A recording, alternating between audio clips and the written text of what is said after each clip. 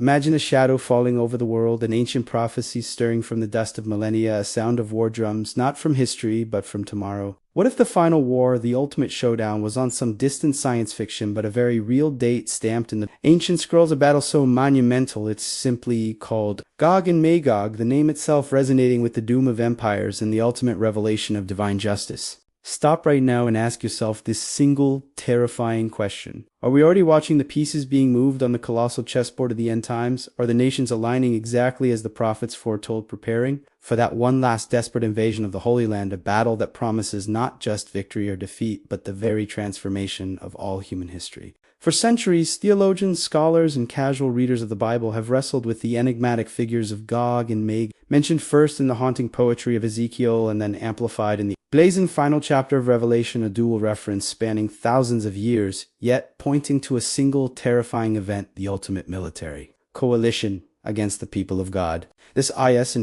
a fairy tale, this is allegory, this is explicit prophecy detailing an unparalleled invasion, a massive military force originating from the uttermost north, assembling with one single dark objective: the total annihilation of Israel and the plundering of its wealth, a convergence of power so immense it will shock the globe and serve as the undeniable prelude to the Lord's direct intervention. We are diving deep into the very core of this mystery, decoding the identity of Gog, the prince of Rosh, Meshech and Tubal, the geographical location of Magog, the precise timing of this catastrophic event, and most importantly, understanding why God allows this terrifying drama to unfold in the first place, because the truth is far more complex and far more shocking than you could ever imagine. The conventional wisdom about these prophecies is deeply flawed, and today we are cutting through the noise, revealing the astonishing truth that separates the biblical narrative into two distinct yet interconnected battles, known by this single fearsome name. So buckle up and prepare to see the Bible through a lens of undeniable clarity, because what you are about to discover will change how you look at every single global news headline from this day forward.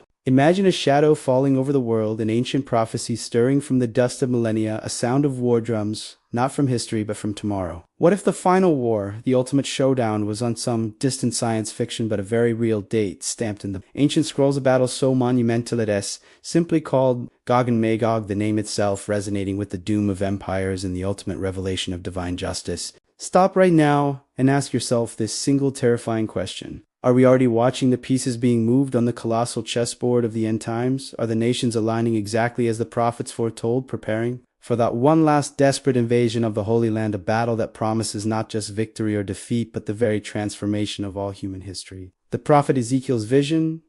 the first battle, Ezekiel 38, then 39. Our journey begins not at the end, but near the climax of the end time cycle, specifically with the powerful vision given to the prophet Ezekiel around 2,600 years ago, a detailed, terrifying account where the Lord speaks directly to Gog of the land of Magog, commanding him to lead a vast alliance. Now, pay close attention to the details because they are the key. Gog is identified as the chief prince of Meshech and Tubal territories. Scholars overwhelmingly link to the modern region of Russia and its historical tribal lands, a nation positioned in the literal uttermost north of Israel, precisely where Ezekiel points. Magog itself is the land, the people, the geopolitical sphere from which this leader arises, a vast northern expanse that historically encompassed the Scythian tribes whose descendants settled in what we now identify as the vast Eurasian steppes, including modern Russia and its neighboring former Soviet states. But Gog will not come alone. He is commanded to bring Persia, that is modern Iran, Kushur, Sudan, and Puth, that is Libya, along with Gomer and Togarmah, regions traditionally associated with modern Turkey and other parts of Central Asia, a massive coalition of Islamic and Russian power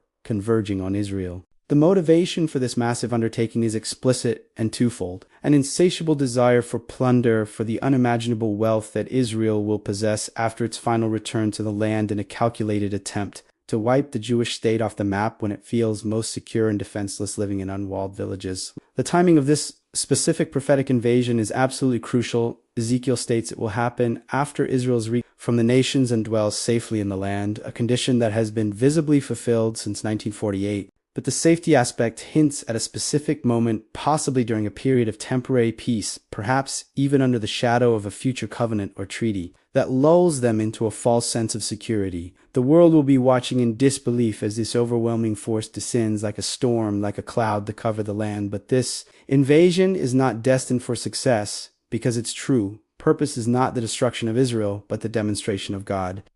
absolute power to all the nations that they may know he is the Lord. The prophecy declares that God himself will set the stage, that he will put hooks in Gog's jaws and drag him and his immense army onto the mountains of Israel, where a swift, sudden, and devastating judgment will fall, not primarily from the hand of man, but through a massive earthquake, a torrent of rain, hail, fire, and brimstone, and perhaps most dramatically, a great self-destruction as the invading armies turn their swords against one another in a moment of utter chaos. This divine intervention is so complete, so absolute, that it will take 7 months just to bury the dead and 7 years for the people of Israel to use the abandoned weapons of the invaders for firewood and energy, a detail that speaks volumes about the sheer scale of the military equipment brought against them, a supernatural defeat that will forever cement the knowledge of God's existence and his covenant faithfulness among the watching nations. This first battle of Gog and Magog, described in Ezekiel 38 and 39, is a mid-tribulation or possibly pre-tribulation event that ends not with an anticlimactic draw, but with a thundering declaration of God as sovereignty, a prelude to the true and final closure of history. Now we must turn the page from the specifics of the first battle to the breathtaking sweep of the final conflict found in the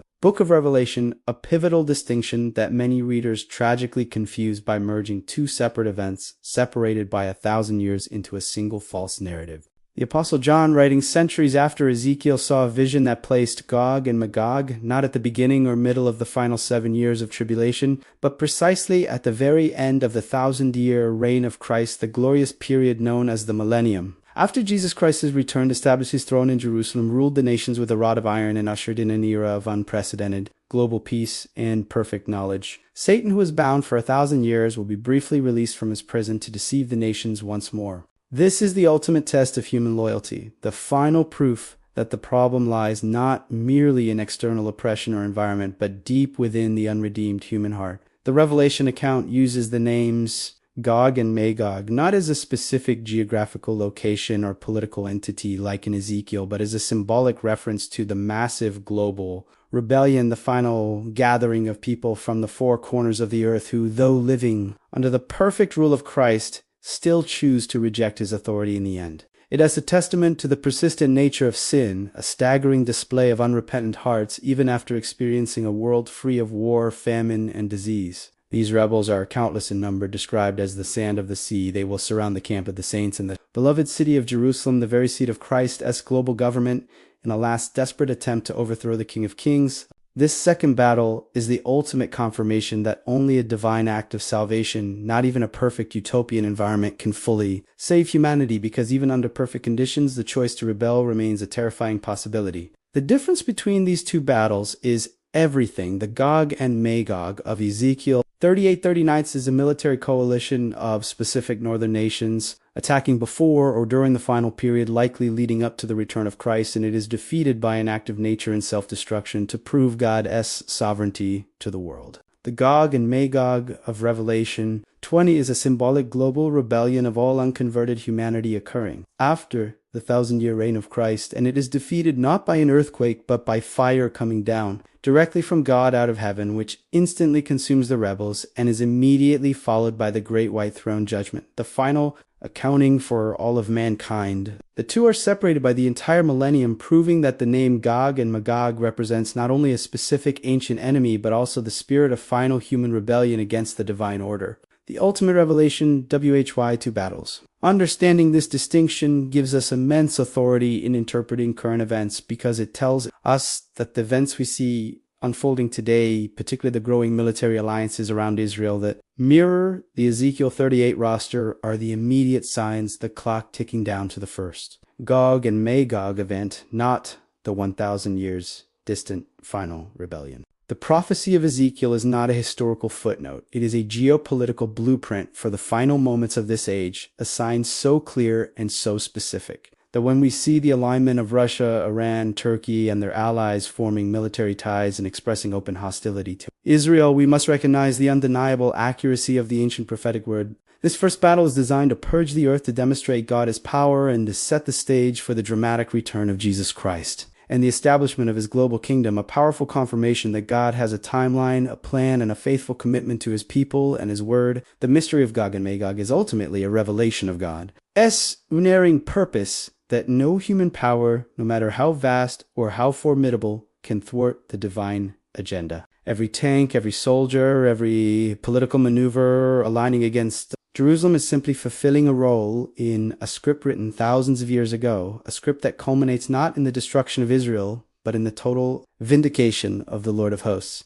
We are not watching history wind down. We are watching prophecy unfold in spectacular, high-definition clarity, a powerful sign for every single believer to raise their head and know that the King is indeed coming soon. So as you look at the news tonight, as you consider the fragile peace of the world, remember that Gog and Magog are not just names. From a dusty book, they are the thunder before the storm, the ultimate proof that every word of the Bible is true and precise, and that the climax of all history is fast approaching. This is why you must be ready, why you must be grounded in the truth, and why you must share this urgent message. If this deep dive into prophecy has opened your eyes to the unfolding signs of the times, if it has strengthened your faith in the power of God, S-word, then there is one simple thing you can do right now to help us keep bringing these vital messages to the world. Smash that like button because it tells the algorithm that this content matters. And please subscribe to our channel and ring that notification bell so you never miss a prophetic update that could change your perspective on everything. Now for your next step in understanding the end times,